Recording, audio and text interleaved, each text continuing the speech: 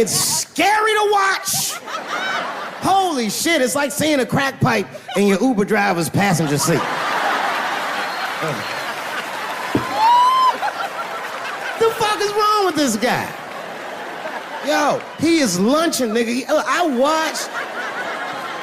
watched Donald Trump in a press conference, and this motherfucker had all the media gathered, and this nigga literally asked the media to their face to stop finding shit out. I was like, yo,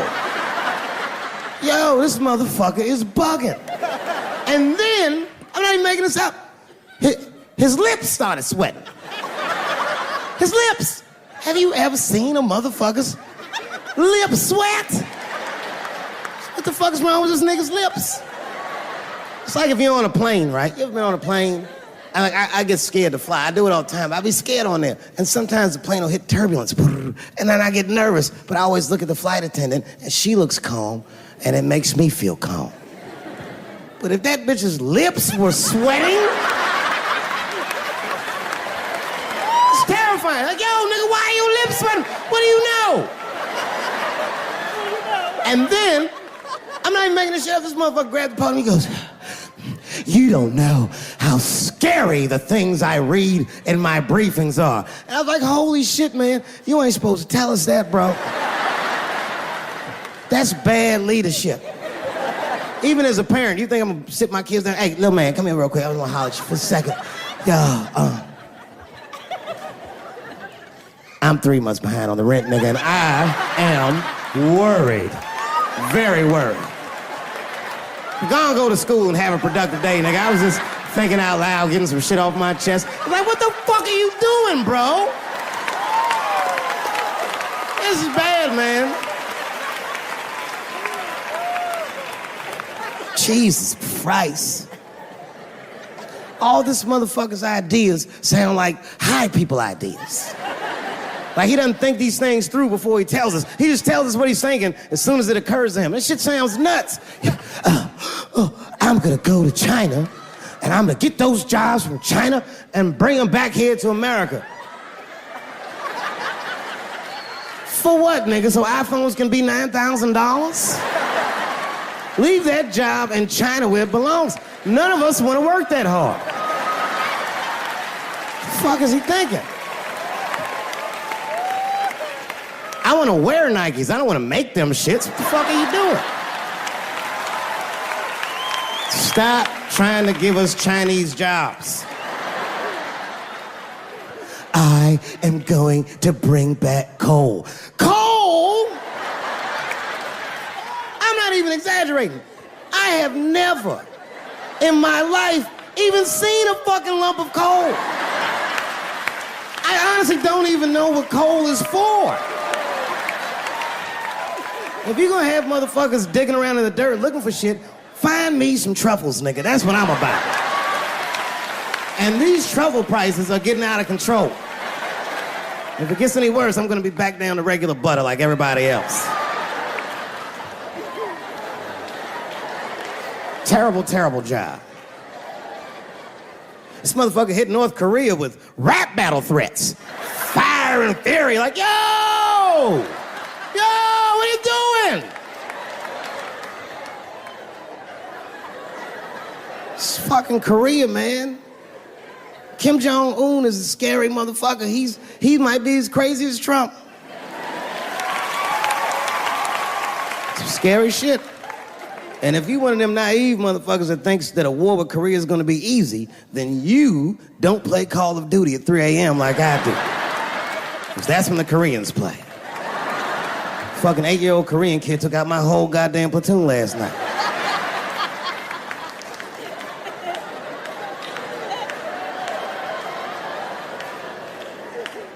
I've never seen somebody in an office so high with the most just basic fucking solutions. Like, you know, we should not let any more Muslims in the country till we can figure out what's going on. Did he just say, figure out what's going on? Who doesn't know how to do basic math? Let's count it out, okay? There's been 17 mass shootings in the United States. 4 of them were done by Muslims. None of those 4 Muslims were from any of the 7 countries in your stupid ass original band.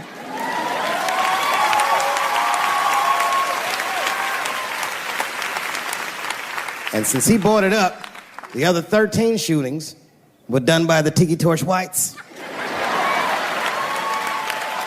These are facts. And you don't see me trying to ban white people from the show to keep the rest of the audience safe. It's a fucking terrible idea because it's mean and it's racist, and most importantly, it would be catastrophic to my bottom line. If there were no white people here tonight, I might leave this bitch with $1,800. This man needs to realize that we all need each other. And that's why we will never, ever be able to beat China. Because everybody in America is racist, and everybody in China is Chinese. This motherfucker called it all wrong. And don't believe the media either, because as all this shit is happening, the media is trying to make us believe that the extremities amongst us are the norms. We can disagree, that's fine. And most of us are keeping a cool head about this shit. You know what I mean?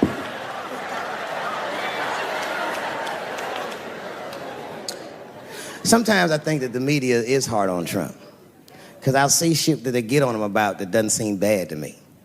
Like, a nigga got on Trump about not staying in the White House enough. Who gives a fuck? This motherfucker was rich. Used to shit in a gold toilet. It's true. I don't know if you've ever been to the White House. It looks like a very nice place to work, but I wouldn't want to live in that Scooby-Doo ass house either. That shit's terrifying looking. Imagine you trying to jerk off in the crib and Abraham Lincoln's just looking at you like...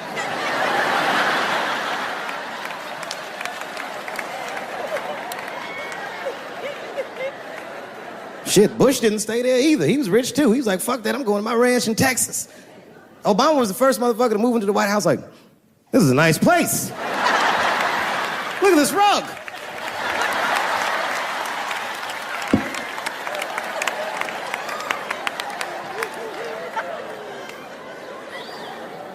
The media got on him about putting Jared Kushner in his cabinet, and I didn't think that that was the worst thing he'd done. I mean, it was still early, and I mean, it's not unprecedented. Kennedy had his brother as the attorney general, right? And this motherfucker's a Washington outsider. To be honest with you, I'd probably do the same thing. As a matter of fact, I do. You think I go to a Hollywood meeting with all them white folks by myself? I bring my nigga Mac Mittens from the streets. I don't even know his real name. Everybody just calls him Mac Mittens. But I know he's not qualified to even listen to these meetings, but this motherfucker just makes me feel good. And all the white people look at me like, Dave, do you mind asking your friend Mac Mittens to excuse us so that we can talk business? And I say, fuck that. Anything you say to me, Mac Mittens can hear that shit. And he listened to the whole meeting. And when they done talking, I just look over at Mac Mittens, and if he gives me the signal, meow, meow, I'll sign the papers. It's a gut check. Or how about this one? Remember when it was the day after the election, and the president of Taiwan called Donald Trump to congratulate him. And Donald Trump, you know, of course, took the call and talked to the president of Taiwan. The problem with that was Taiwan doesn't have a president. The United States functions on what they call a one China policy, and Taiwan is a renegade province of said China. And Donald Trump didn't know that and picked up the phone and started yammering away, and the media ate his ass up. And I'm not gonna lie, I was laughing like shit. I was like, oh shit, this dumb motherfucker is in trouble. And then that night, I was in bed drifting off to sleep, and then I had to admit it to myself. I was like, I didn't know that shit either.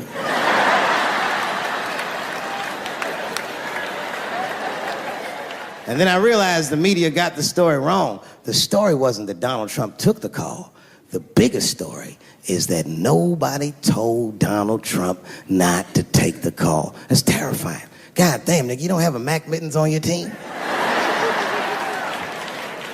It wasn't like they were calling the White House. They were calling the switchboard at Trump Towers, and they were getting through. Anybody. Mr. President, there's a Ricky Ticky Tabby on the phone for you? Yes, put him through. Hello, Ricky Ticky. Good to talk to you. Mr. President, there's a John Jacob Jingleheimer Smith on the phone. Oh, his name is my name, too. Put him through. Hello, John Jacob. Let's talk business. How many people in this room are not originally from the United States? My round of applause. Where you?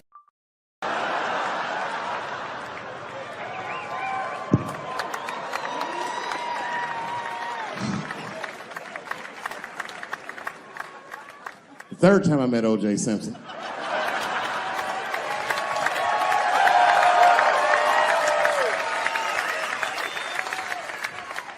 Third time I met O.J. Simpson, I was doing great in life.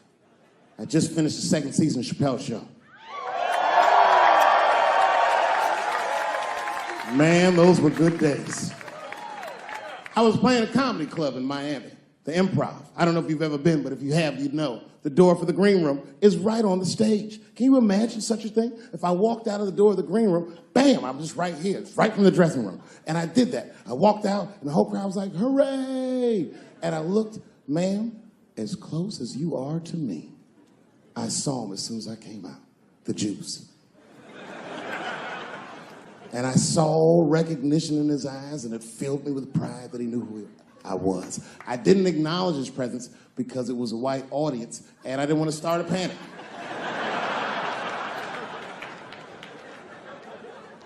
But I did my show. Show went great. I said, good night. I just gave him a signal, let him know I knew he was there.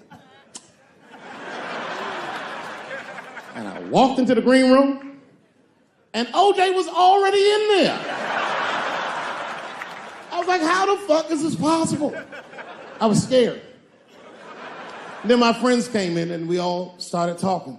We sat down on the couch, and I'm just telling you what I saw with my own eyes. You can believe me or not believe me. But in my experience, O.J. Simpson, one of the nicest men I'd ever met. He was nice to me. He was nice to my friends. The conversation was filled with warmth and levity, humor, and wisdom. We talked for 90 minutes, and then suddenly the Juice said, you know what? I've got to be going. But it's good to see you again, and I'm glad things went so well. I said, thanks, Juice. And my friend said, yeah, goodbye, Mr. Juice. They're new to the game.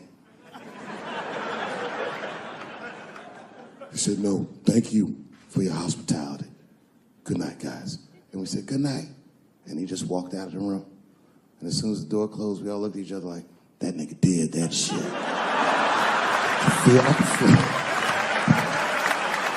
I could feel like murder in the room. Well, you young heads missed that shit. You all too young. You don't remember that. How old are you, young man? You.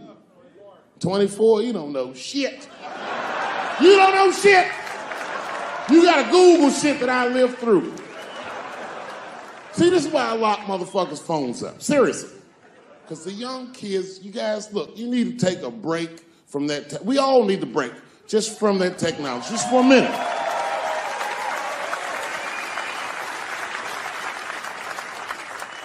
You know, I'm from a different time, young man, a dark time to you.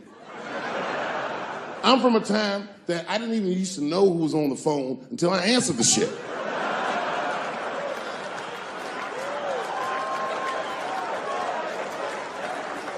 Like when tragedy used to strike. I remember I was 12 years old, and the teacher wheeled a television set into the classroom. You remember these days? And she turned it on to one of 3 channels. And she said, class, the space shuttle is taking off, and we're all gonna watch it take off. Man, that shit was going great for like 3 to 5 minutes. That's right, you remember, it fucking exploded. Everybody on board, dead, immediately presumed dead.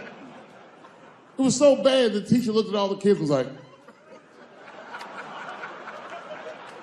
you can go home. It's a goddamn national tragedy.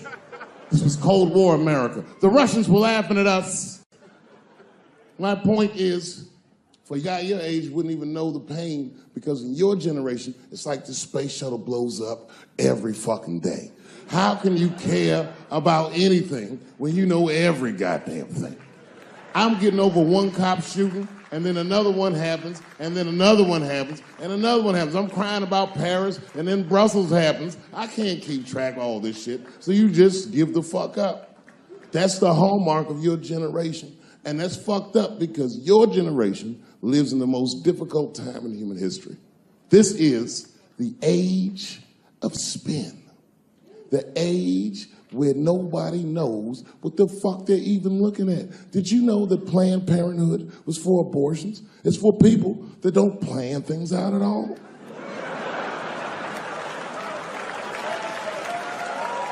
That's right.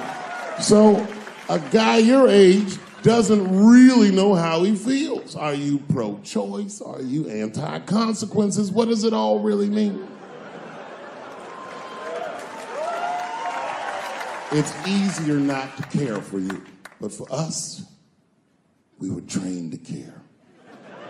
We were raised that way. I used to watch a fucking cartoon when I was growing up called the Care Bears.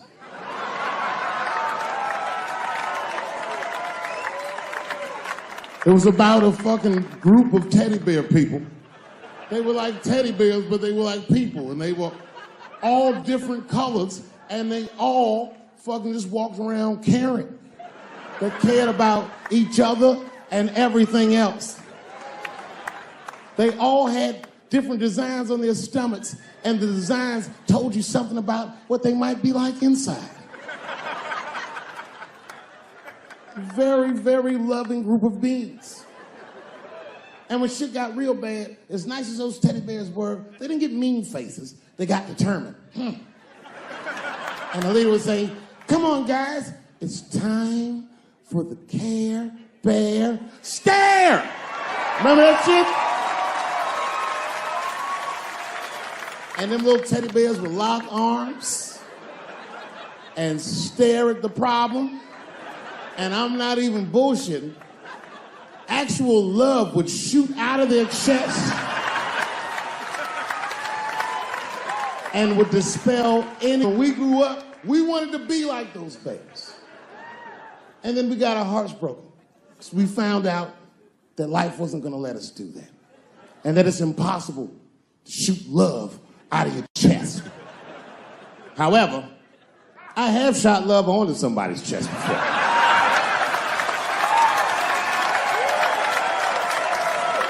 I do it all the time.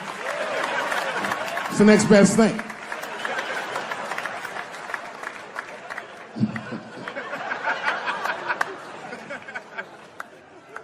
Oh yeah, you kids don't know. Your generation is just determined to be angry, mad. Everybody's mad.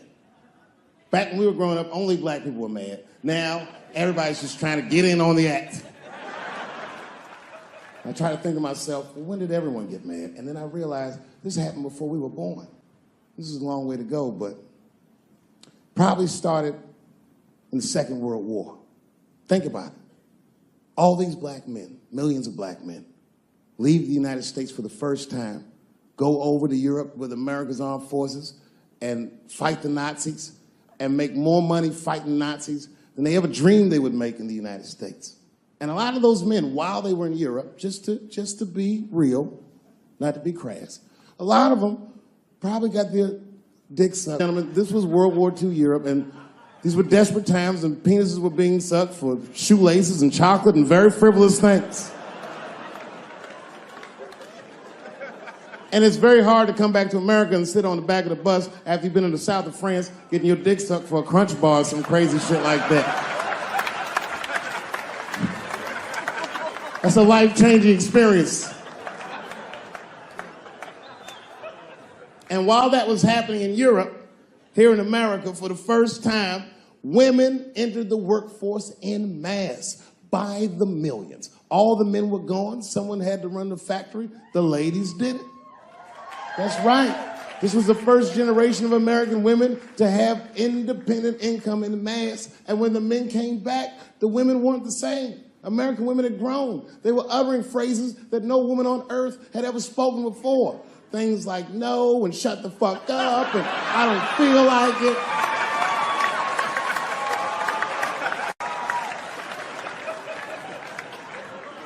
And then behind the scenes of that, there was a little-known government agency that started testing mind-controlled drugs on the American public. They fucked up.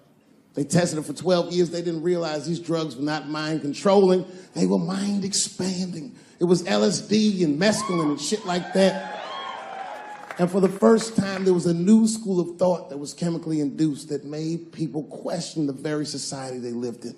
By 1960, the President of the United States was only 42 years old. Can you imagine?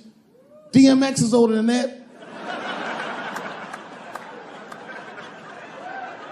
And he was going to usher in a new era of peace. He was going to avoid the Cold War. He was going to end segregation. And they blew his fucking brains out in front of everyone in Dallas. This country was never the same. There were 7 more major assassinations in the 60s. Anyone that stood up and said anything was shot down the streets like a fucking dog. Kennedy, King, X, Evers, on and on. You didn't even have to be famous. You could be a college student at Kent State or in Mississippi protesting the Vietnam War, and they shot them too. Wild era. And while all this was going on, Bill Cosby raped 54 people. Holy shit, that's a lot of rapes, man. This guy's putting up real numbers. He's like the Steph Curry of rape. Man, that's a lot of rapes. 54. He had raped 30 less people. That's still 24 rapes. Don't forget, each one of these rapes has 8 hours of sleep in it. Ladies and gentlemen, that's over 400 hours of rape. It only takes 65 hours to get a pilot's license. If rapes were aircrafts, this nigga's Top Gun for sure.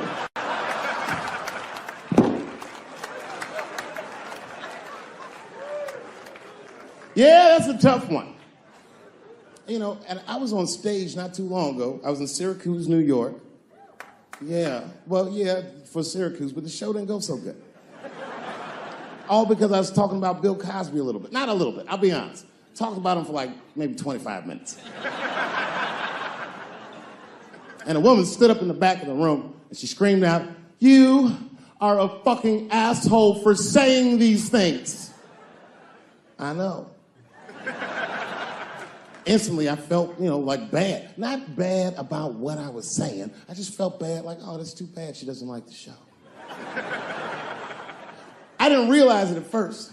But not only did she say that, she was rushing the stage. By the time I saw her, I just saw this shadowy figure fucking charging up the aisle towards me in full fight mode. I was horrified. I said, oh my God.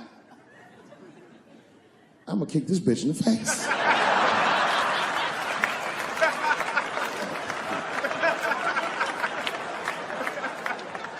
Lucky for me, I didn't have to. Scuffle ensued. And then, finally, she screamed out to me, "Women suffer." I said, I know. And ladies, I need you to know that I know. I need you to know, seriously, there's a lot of men in this room that identify themselves as feminists. I would include myself in that. Don't ever forget, we all have mothers and daughters and sisters and wives, and we want to see all these women do well and not be held back by their gender. There's a lot of men like that in this room. There's a lot of men like that in the world, or as we are known on the streets, bitch-ass niggas.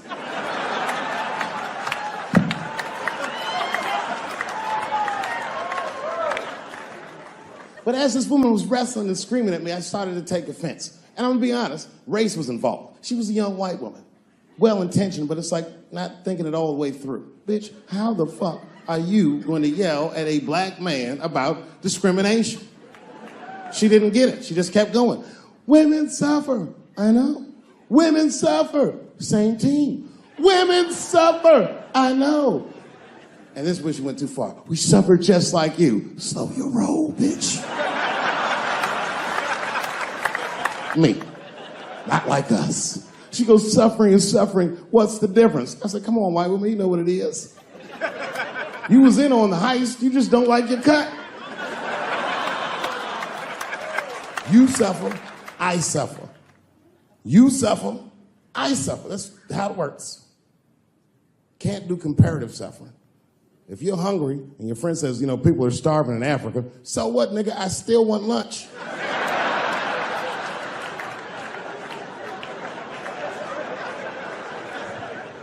Black people know about comparative suffering, and you know this is a fucking dead-end game. Blacks and Jews do that shit to each other all the time.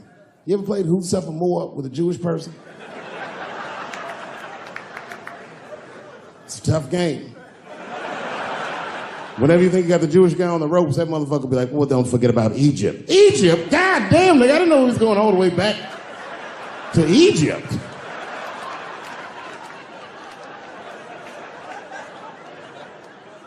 What the fuck is wrong with? What does she think? Does she think that I don't know that rape is wrong? Does she think that maybe I don't have empathy for Bill Cosby's alleged victims? And I would be remiss if I didn't remind you that technically these are all still allegations.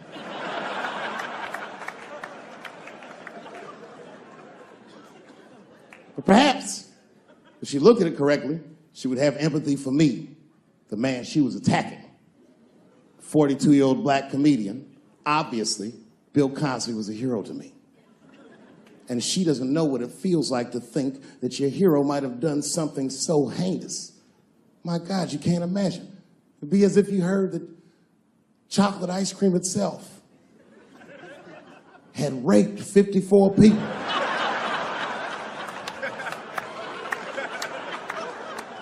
You'd say to yourself, oh man, but I like chocolate ice cream. I don't want it to rape.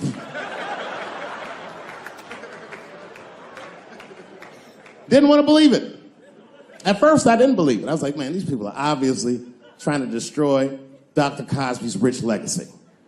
Even 34 allegations into it, I was still like, man, probably only raped 10 or 11 of those people. I know.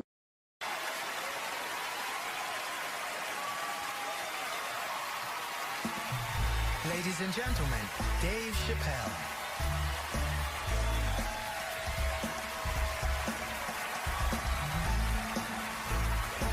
Thank you.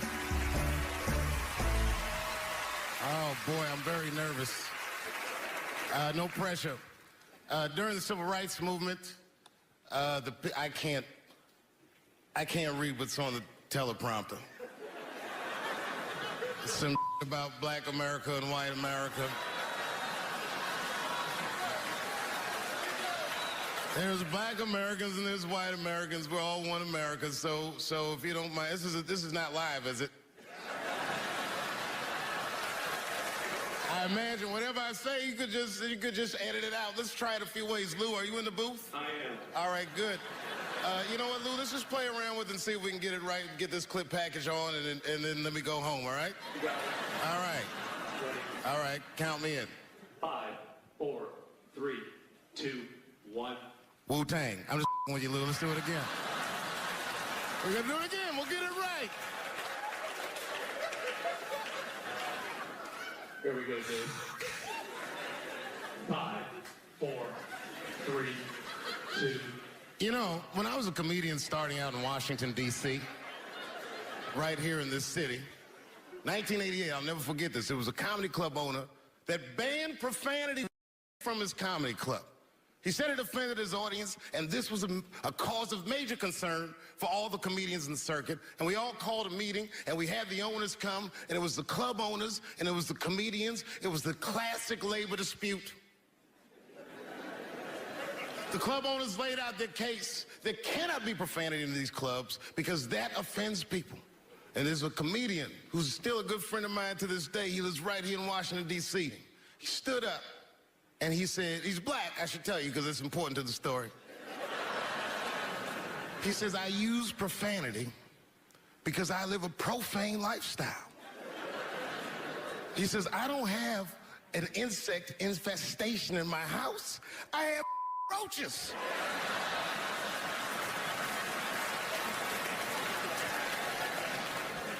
My favorite comedians are like musicians, and the audience is their instrument. And the music they make is your laughter.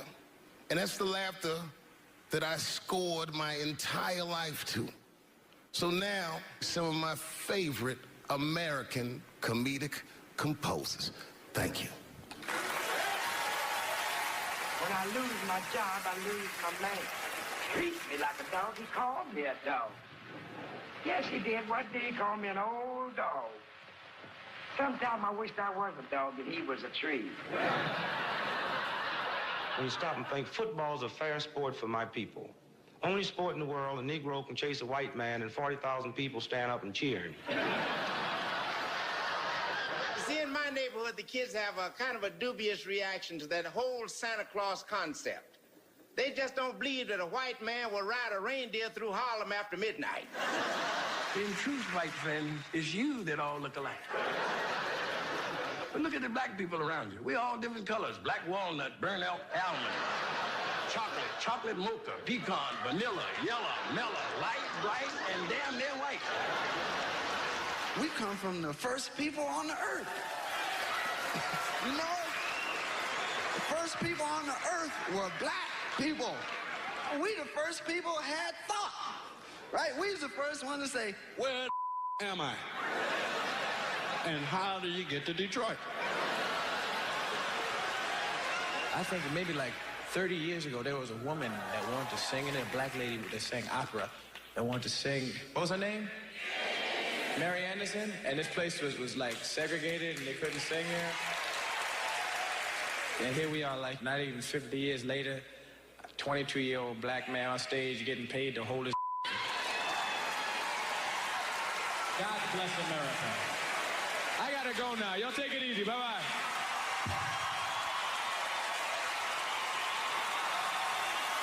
Janelle Monáe, Will Smith, Common, Gladys Knight, and John Legend when we continue. Yeah, man. Well, you ladies are right. To be honest with you, your lives look terrifying to me. They do, man. I know nothing about being a woman, but I know fear. Yo, I used to live in New York when I was 17, and I couldn't even pay my bills. You know what I did to make money? I used to do shows for drug dealers that wanted to clean their money up. And one time I did a real good set, and these motherfuckers called me in the back room. They gave me $25,000 in cash. It's probably 18 or 19 years old. I was scared. I thanked them profusely. I put that money in my backpack. I jumped on the subway and started heading towards Brooklyn at 1 o'clock in the morning.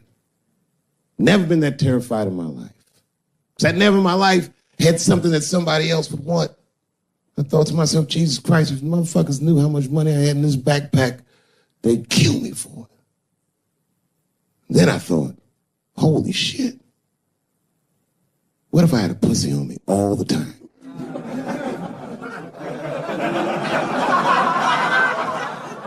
That's what women are dealing with. I'm gonna tell you right now.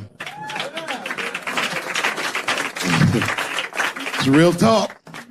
If them same drug dealers gave me a pussy and said, put this in your backpack and take it to Brooklyn, I'd be like, nigga, I can't accept this.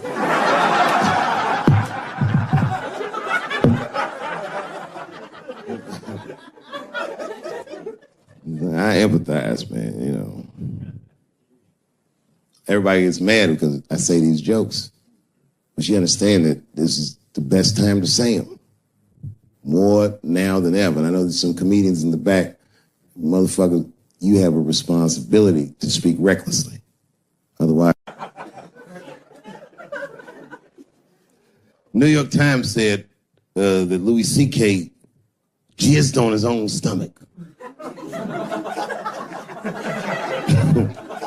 You know, I've busted a lot of nuts in my day. None of them were newsworthy. Shit was really gross, because they didn't just say it like I said it. They didn't just say jizz on the stomach. They said it in that fucking Pulitzer Prize winning style that the New York Times has. It was very descriptive, like, you know what I mean? Louis C.K.'s semen shot out like a volcano of misogyny, slowly drizzling down like lava, covering his freckled penis as it slowly dripped to a fiery crown of red hair. Jesus Christ, I'm trying to eat some huevos rancheros and these niggas is...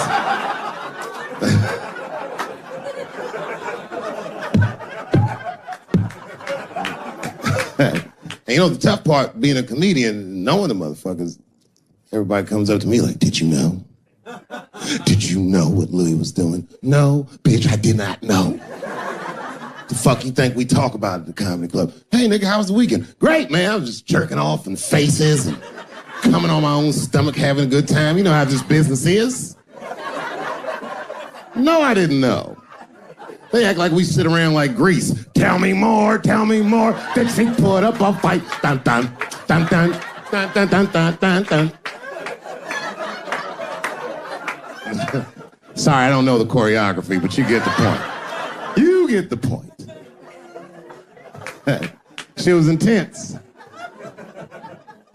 But Louis was like the turning point. I mean, you know, all these allegations are terrible. Louis was the only... I shouldn't say this, but fuck it. His allegation was the only one that made me, like, laugh. Well, if you think about it... Because all his friends is reading it, and he's jerking off, and he's surprising people. He's surprising me.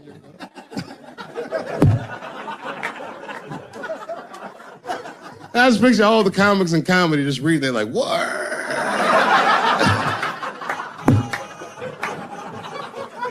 It's terrible. I know it's terrible. I'm sorry, ladies. You're right. You are right. But at the same time, I mean, you know what I mean? I don't know. Jesus Christ, they took everything from Louis. I was like, I don't know, it might be disproportionate. I can't tell. I can't tell. This is like where it's hard to be a man. One lady said, Louis C.K. masturbating in front of me ruined my comedy dreams. Word? Well, then I dare say, madam, you may have never had a dream. Come on, man, that's a brittle spirit. That is a brittle-ass spirit, nigga. That shit is too much. This is a grown-ass woman.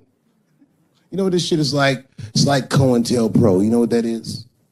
It's a program that the FBI had under J. Edgar Hoover. In this program, one of the many things they did was they would track the sexual habits of anyone they considered an enemy of the state. It was a lip button. That's why they got all these fucking sex tapes with Martin Luther King fucking bitches. But lucky for us, he actually had a dream.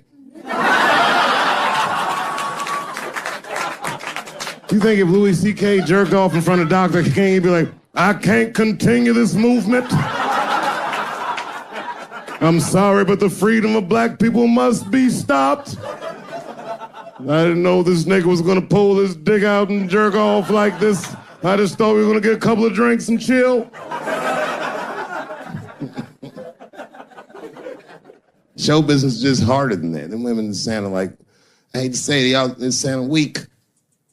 I know it sounds fucked up, I'm not supposed to say that, but one of these ladies was like, Louis C.K. was masturbating while I was on the phone with him. Bitch, you don't know how to hang up a phone?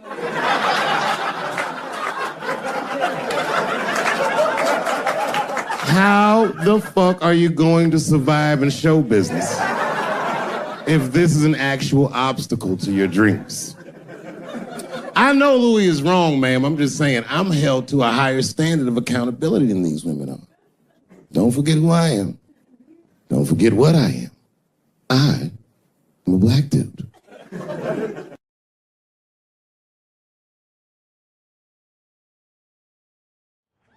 Well, this has been fucking wonderful. I don't know what to say, man. I don't even want this night to end.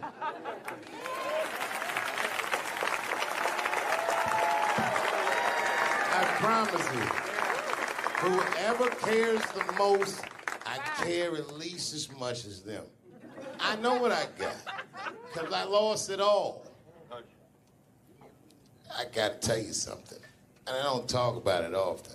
Have you ever worked all your life for something and have it not work out? That happened to me. It was tough. Think about it. I was gone for 12 years. It's not a little bit of time. It was hell. I watched other niggas that I knew become very famous. I watched the world go on without me. I mourned the loss of it, and after a while, I didn't care. Coming back was terrifying. I understand what I am. I really do, more than anybody. Like when they write about me in history, I'll be dead reading it like, yeah, I know they'd say that. They say that a person can't dream of a face they've never seen. Can't believe that's true, but it's probably true. Boy, I got a long bank of faces. 32 years, I could close my eyes. I could think of any night. There's so many faces.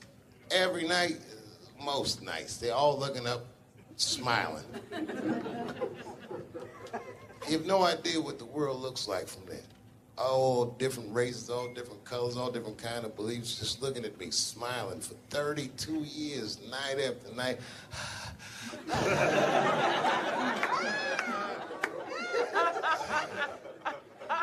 No comedian take that for granted.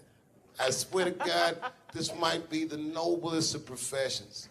Robin Williams had a bar that I loved. He said comedy is the only job you can have where you can use everything you know.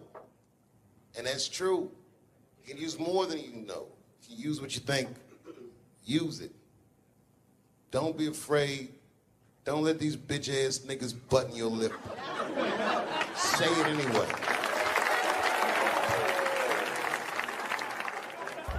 I first became aware of Dave Chappelle right around before the first Nutty Professor, because I was supposed to play that role that he played. And then I kind of saw him, and I was like, hey, that guy, right, that kid would be funny playing that role. I try to be peaceful, but now it's time for Reggie to karate-size your ass. Woo! Dave is so much smarter than everyone. Like, Dave is one of the most, maybe the most intellectual comedian ever. It took us 400 years to figure out as a people that white people's weakness the whole time was kneeling during their national anthem. That's a brittle spirit.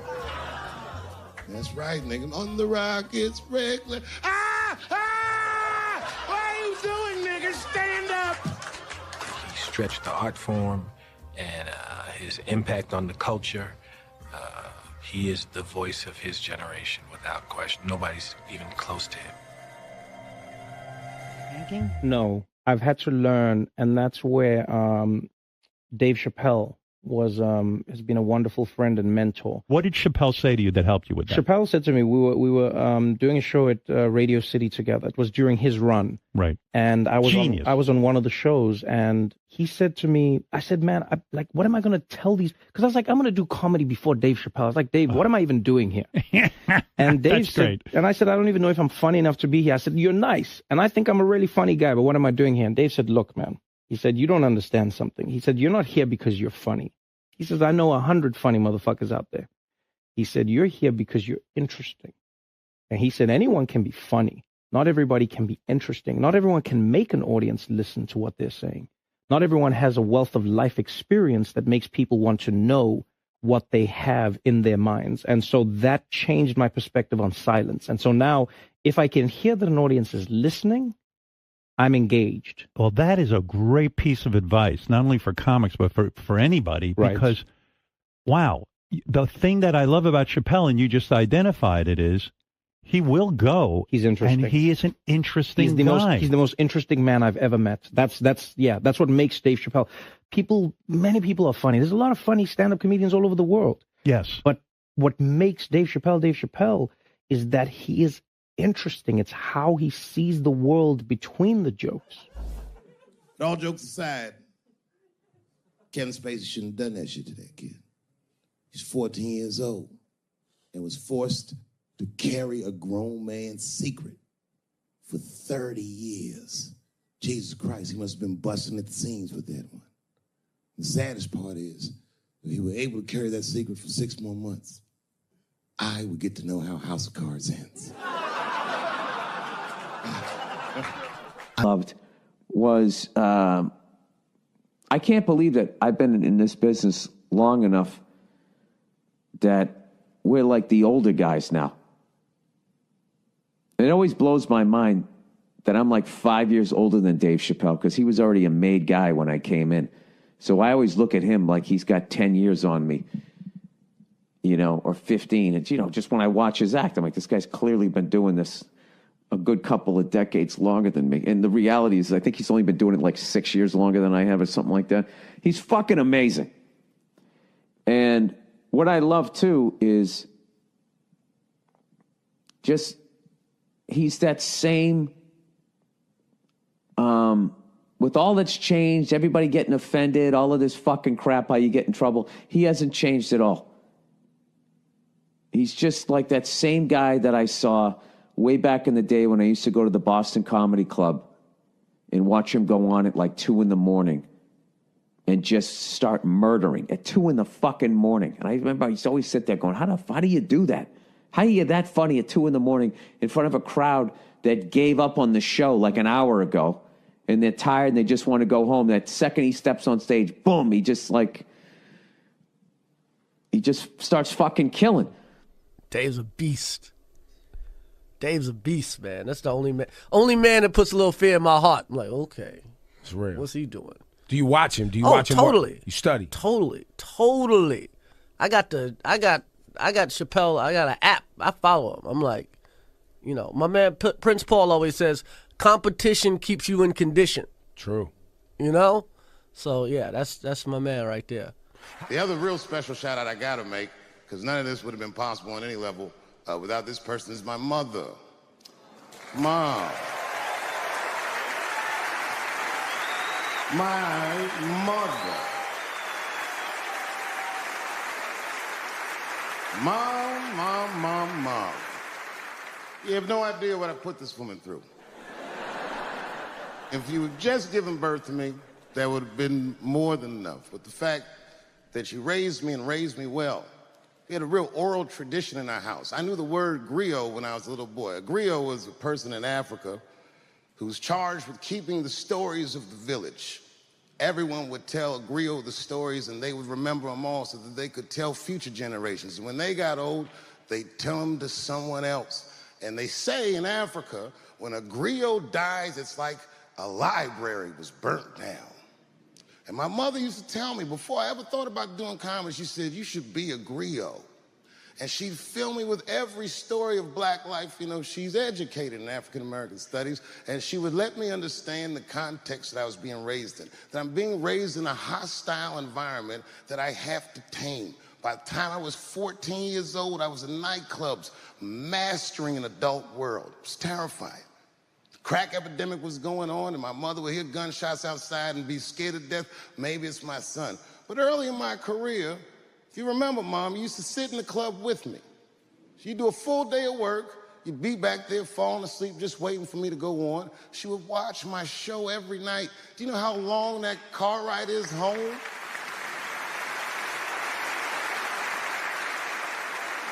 How many of you have ever heard your mother say, pussy jokes were a little too much tonight, son?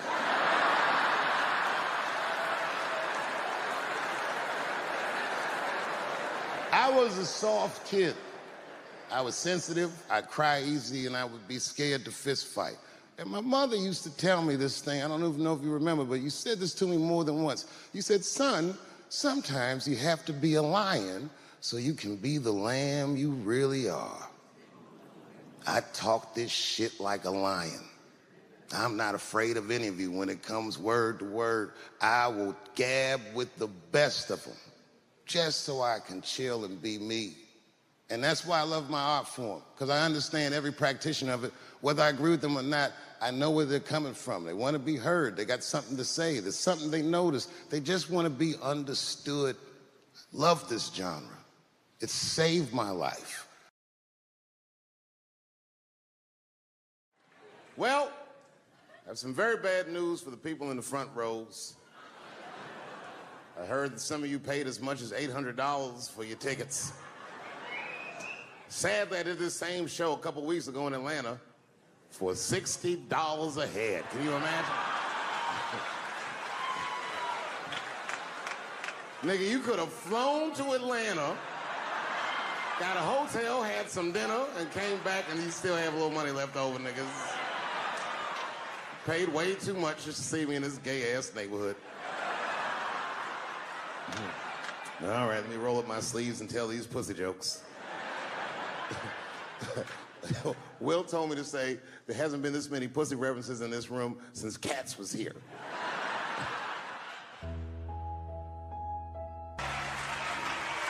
Thank you guys very much. Boy, I gotta tell you, man, I've been doing this set all week, and boy, I've been telling these jokes, and sometimes niggas look like they're in actual pain over the jokes. None of it's that bad to me, but I understand why it could hurt some people's feelings. So tonight,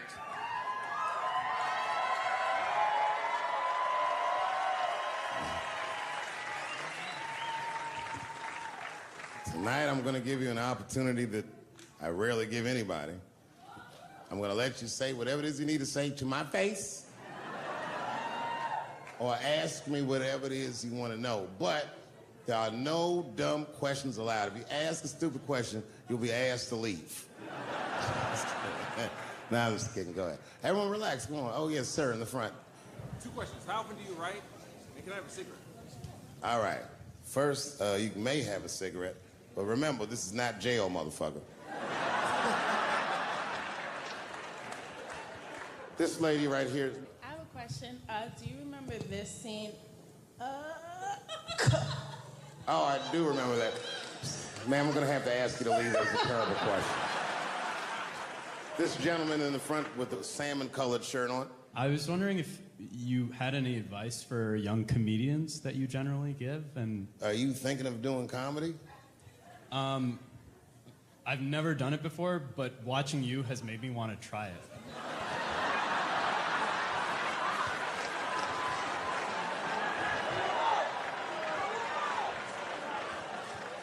I don't know if that's an insult or not. It's a compliment. It's. I mean, niggas don't say I've never done brain surgery, but it looked a lot easier than I thought. I'm teasing. All right, here'd be my advice. Okay, I don't know how comedians start nowadays, right? But what I would suggest is just start. And once you start, you can't really stop, no matter what happens, no matter how bad it gets, no matter what people say. You know what I mean? Because comedy is weird like that. You know why I hate watching other comedians do comedy? Not because I hate other comedians, but because I love comedy so much. It's like watching somebody else fuck your girl. And I say, fuck her better than that. Yes, you on the aisle up there, the lady with the long... Yes, you, standing up. I see you. My favorite book of all time, The Narrative of the Life of Frederick Douglass.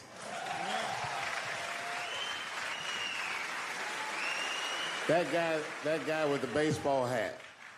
Marry, fuck, kill, Michelle, Rihanna, Oprah. Wait, who's Michelle? Oh, Obama. Well, sir, you're putting me in quite the pickle. I can't say I'll fuck Michelle Obama. That's insane. Well, I guess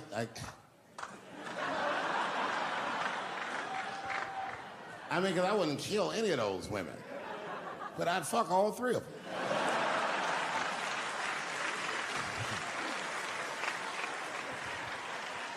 The gentleman in the blue Oxford standing up. Tell us a story with Charlie Murphy. Tell a story about Charlie Murphy? Or your favorite.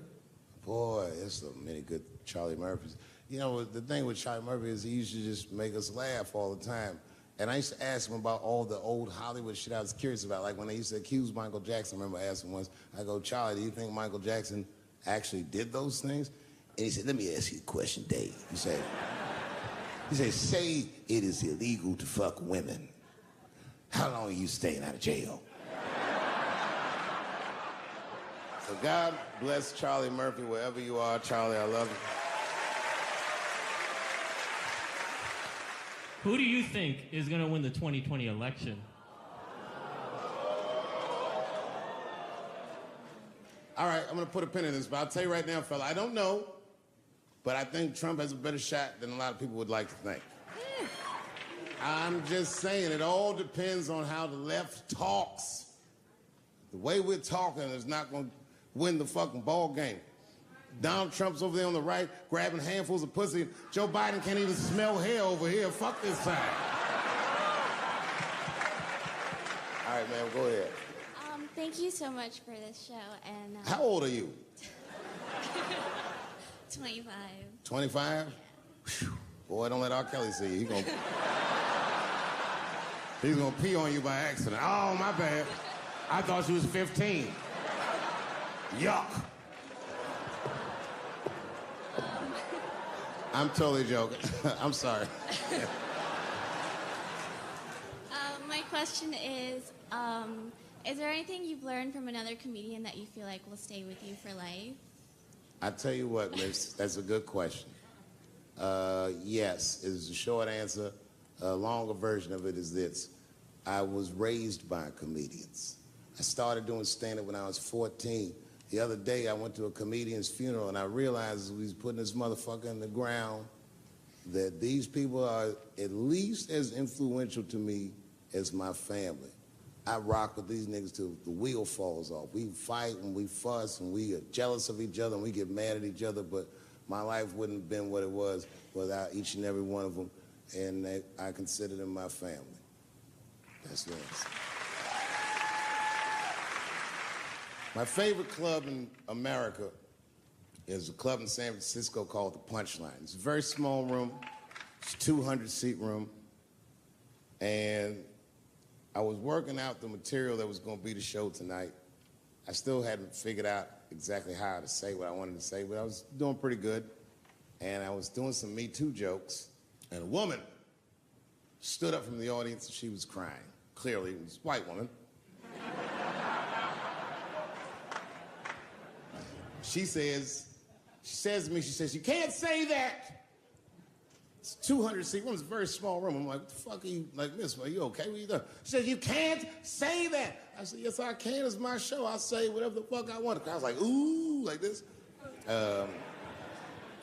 And then she gets up from the table and she starts making a big, like, show of just pushing through the aisles and all this stuff. And there's like a curtain right before the front door. And she gets to the curtain and she's crying. It's fucking crazy. She says, I'm sorry I was raped. It's a fucking comedy club. It's like loud farting getting out of an elevator. Nothing funny can happen in here. Now I'm trapped in a room with this woman's fucking stink.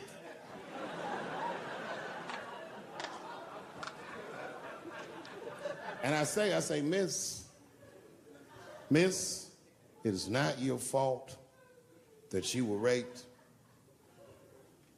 but it's not mine either. Ta-ta, bitch, like this.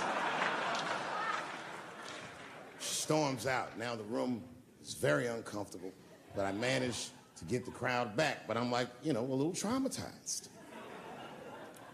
Same show, there's a trans woman sitting in the audience. This is a true story. This was like a few weeks ago. I did 6 shows that weekend. This trans woman came to 4 of them. Calls herself Daphne. Man, this chick Daphne was in there cracking the fuck up at everything I said about everybody. It was amazing. She was laughing, and it was fun to watch her laugh. You could tell she was letting go with something that was heavy, and she'd throw her head back, and she'd smile with all her teeth. She was having a great time. And the more fun she had, I felt bad, because I knew I had some trans jokes to unload. And I thought to myself, maybe I shouldn't say these jokes because I don't want to, like, fuck her evening up. She's having so much fun. But then I thought to myself, well, if I can't say it in front of her, should I say this shit at all? So I let her rip. To my surprise, Daphne laughed harder at the trans jokes than anybody in the room. In fact, everybody in the room would look at her to make sure it was okay. And I got off stage, I was in the dressing room, I was like, man, this is a fucking weird show. I'm sitting in the dressing room by myself just trying to figure out, like, what the fuck just happened out there? Like, why is it that this one woman can't take any of these jokes and Daphne can take all of these jokes? So weird. And then I realized, Daphne used to be a man.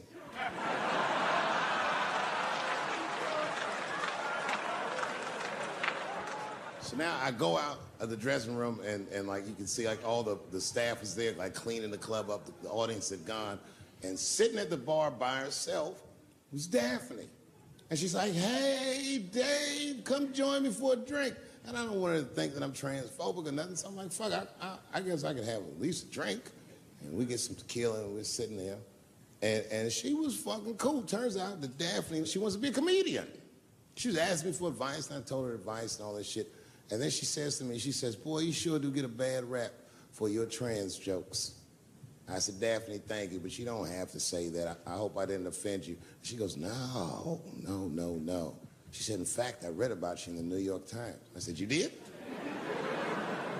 She said, yeah. She said, I thought it was interesting that they blamed you for R. Kelly. They said you normalized him for telling jokes about him. I go, yeah, they said that. She goes, I wonder why they never said that you normalized transgenders by telling jokes about us. And I'd never thought about that. It never occurred to me. And we started making out. And then, like, I reached up just to see what it felt like. I was like, what? And it felt like pussy, did it? I was just like, go ahead, ask me a question. What the fuck you gonna do if Trump get reelected? What am I gonna do if Trump gets reelected? Probably get a significant tax break.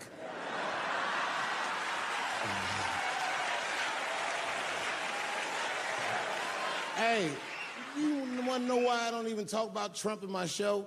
Because that motherfucker is not the hokey pokey. He is not what it's all about. There's millions of people that put him in power, and the ideas that he puts forth are not his own. He's singing poor white people's greatest hits. So why the fuck would I worry about him and not the other millions? I really know who I'm gonna vote for next time if things keep going the way it's going is that gay dude. No, Mike Pence.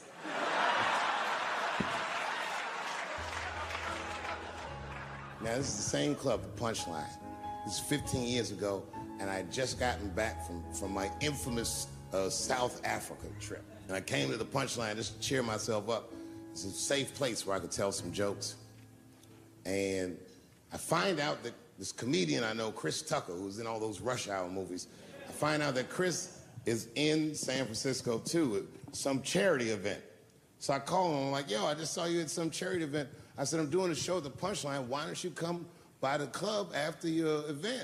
And he's like, cool, Dave. I thought you was dead, nigga. I'll come by. He says, is it okay if I bring some friends? Because, you know, I'm with a lot of people. I go, man, you Chris Tucker. You can bring whoever the fuck you want. And then I show up to the club late that night. And I walk into the dressing room. And sitting in the dressing room is Gavin Newsom, who at the time was the mayor of San Francisco, but now he's the governor of California. And sitting next to him was Kamala Harris, who at the time was the DA of San Francisco. Now she's the senator from California that's front-running on the Democratic ticket. And sitting next to her was Al Gore. It's fucking weird. And sitting next to Al Gore was the guys from Google, Sergey, and I don't know how to say these. All right. And it was Chris Tucker and Ben Jealous, who at the time was the president of the NAACP, who was all just at this big charity dinner, and Paul Mooney was drinking scotch. And we all was just in there. And, you know, at first I was a little uncomfortable when we started talking, and we all got along really well. At some point, Kamala Harris says to me, she goes, you know, a friend of mine is announcing his candidacy for president tomorrow. I went to college with him. I'm like, what? I go, Barack Obama? She goes, you've heard of him? I'm like, yo, I just read about this dude. And she goes, yo, yeah, blah, blah, blah, we talking. She goes, you know what? She says, let's call him on the phone. I said, what the fuck? And she picks the phone up and she dials and she's listening like this. And she goes, this is voicemail. And she gives me the phone. She goes, leave him a message. You know, I didn't know what to say. I just said what you say to any black dude that's running for president. You know, stay low, running a zigzag pattern, this kind of shit.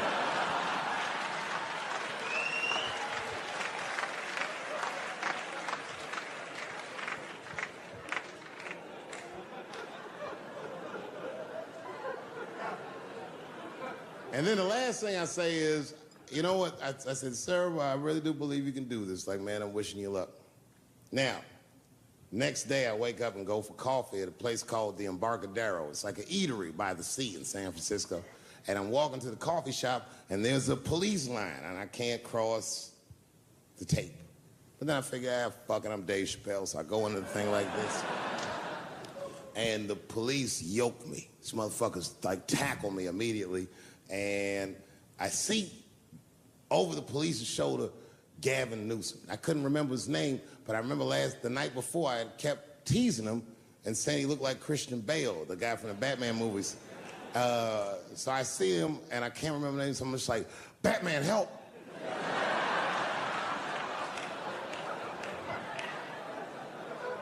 And he stops. He's like, Dave? And then the police see that the mayor knows me, so they're all like, oh, sorry about that. And he's like, hey, back up, everybody. And he just picks me up. He's like, I'm really sorry about that. I'm like, I'm fine, don't worry about it. And he's like, listen, I'm here with Prince. Would you like to meet him? I'm like, I know Prince. That's my nigga. And we go around the corner, and it was Prince Charles, the Prince of England. I didn't know the protocol of meeting royalty. You're not supposed to touch him. I dapped him up like a nigga. My nigga. Ah! Just hugging him and shit like this, dapping him up. Like this. And that nigga was cool, too. It's really fucking weird. And then I was just out there in the upside down, not having no TV show, trying to figure life out. And the election was going on in the background. And this guy, Barack Obama, was picking up steam. This motherfucker was killing it. And I had a chance to go to the last debate on the Democratic ticket, and I went. It's me and Chris Tucker sitting in Myrtle Beach, South Carolina. It's the last three candidates. It was Barack Obama, John Edwards, and Hillary Clinton. Now, Obama's a lot taller than Edwards and Clinton, and he had the center podium. And at one point, they're all on stage, and they start fussing, and Obama goes, look, none of us are perfect, like this. And his hands was like this, and there was light shining behind his head, and the other two candidates was looking up at the nigga, and I was sitting in the audience like, this nigga looks like Jesus.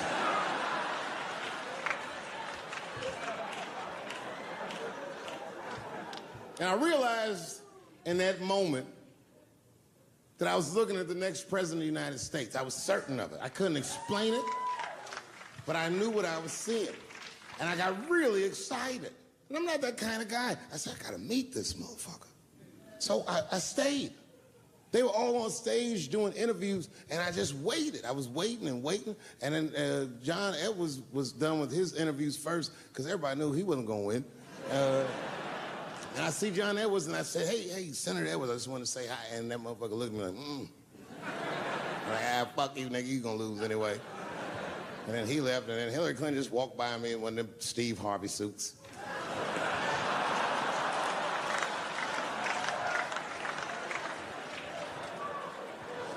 But Obama was taking forever. Everybody wanted to talk to him. When I knew the media saw exactly what I saw, there was no question about it. That was the guy. I waited and I waited, and finally, it must have been over an hour and a half, he finishes his last interview. He's like, well, thank you very much. Good talking to you. And he turns around, and we make eye contact. He sees me, and when he sees me, he looks over, he goes, Dave Chappelle. And Obama did me the same way I did Prince Charles. He dapped me up. And he like bro hugged me, and he pulled me in, and I'll never forget this. He said in my ear, I got your message. Thank you very much, New York.